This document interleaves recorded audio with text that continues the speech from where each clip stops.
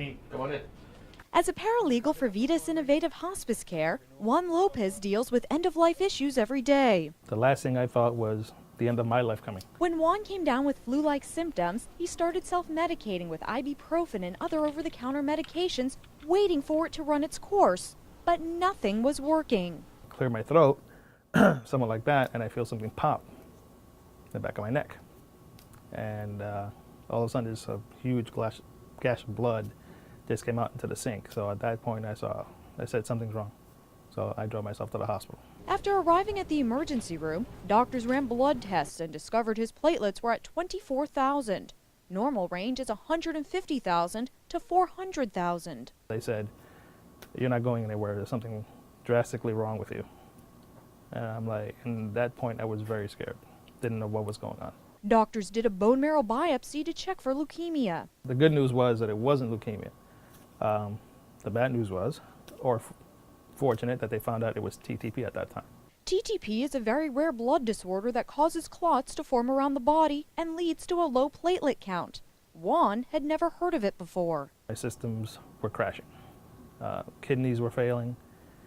The headaches that I was experiencing was because of a lack of oxygen that was flowing to the brain.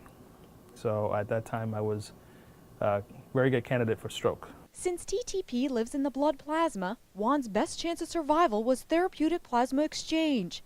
That's where blood is drawn and the plasma is removed and replaced with donor plasma. I was averaging between 18 and 20 units per day. In the end, Juan received 655 units of plasma. I don't know who the 655 people are that helped me, but I tell you what, if I could shake each one of their hands, I'd line up each and every one and just shake their hand and say thank you. Juan says it's sort of ironic that blood donors ended up saving his life because he used to be a frequent donor. In fact, right before he got sick, he hit the 1-gallon mark.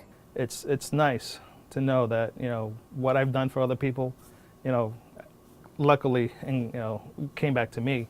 And those individuals, they said, let me just take out 15 minutes of my time where I could help somebody else. It really means a lot.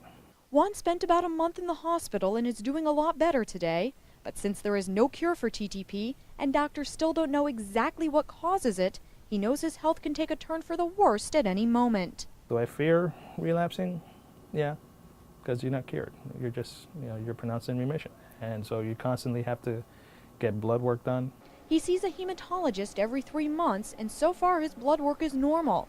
Though Juan is no longer eligible to donate blood, he encourages others every chance he gets. I'm living proof.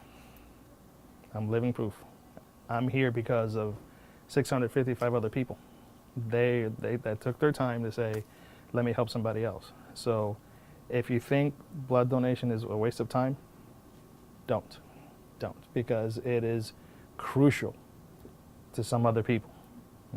Take 5 minutes, take 10 minutes every day, and say, let me see if I could help somebody else. You never know when it's going to come to you. You might need it. Juan says this experience taught him not to take anything for granted. In addition to his paralegal job, he's currently finishing up an internship with the Florida Marlins and is making plans to go to law school. I'm Nancy Gay for Florida's Blood Centers, where local heroes are saving lives.